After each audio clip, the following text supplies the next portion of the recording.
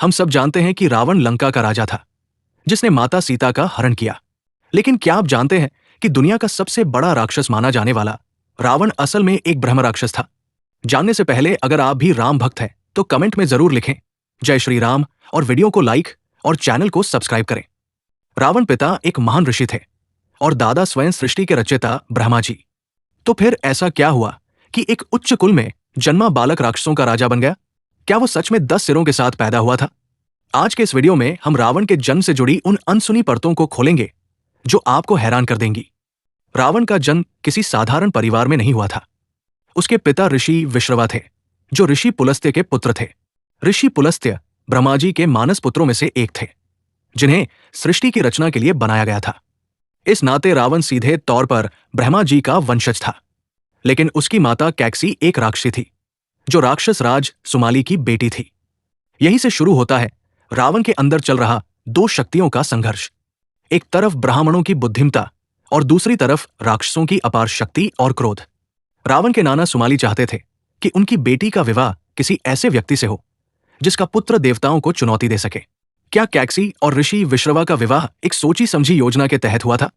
राक्षस सुमाली ने अपनी बेटी कैकसी को कुबेर के पिता विश्रवा, जो एक महान ब्राह्मण ऋषि थे, को रिझाने और शक्तिशाली पुत्र पाने के लिए भेजा था।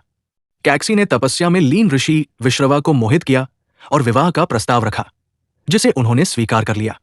पौराणिक कथाओं के अनुसार जब कैकसी ऋषि के पास पहुंची तब सूर्य अस्त हो रहा था और चारों तरफ अंधकार छा रहा था। ये वो समय था, यानी अशुभ समय। ऋषि विश्रवा ध्यान में थे।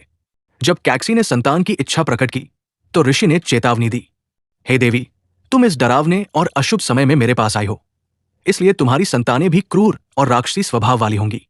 जब रावण का जन्म हुआ तो वो सामान्य बच्चों जैसा नहीं था। कहते हैं उसके 10 सिर और 20 हाथ थे।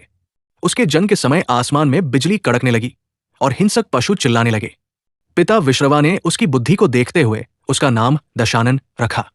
अब यहां एक बड़ा सवाल उठता है, क्या वाकई उसके 10 सिर थे?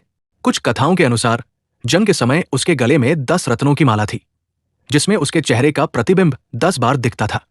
वही आध्यात्मिक रूप से ये 10 सिर 10 बुराइयों के प्रतीक माने जाते हैं: काम, क्रोध, लोभ, मोह, मद, ईर्ष्या, मन, बुद्धि, चित्त और अहंकार। रावण को दशानन इसीलिए कहा गया क्योंकि उसकी बुद्धि 10 विद्वानों के बराबर थी। रावण अकेला नहीं था।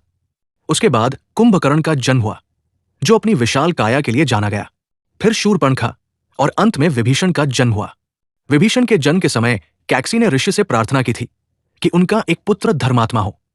इसीलिए विभीषण राक्षस कुल में होने के बावजूद विष्णु भक्त बने। रावण ने बचपन से ही अपने नाना सुमाली से अस्त्र शस्त्र की शिक्षा ली और अपने पिता से वेदों का ज्ञान प्राप्त किया। इसी मेल ने उसे इतिहास का सबसे विद्वान और शक्तिशाली योद्धा बना दिया।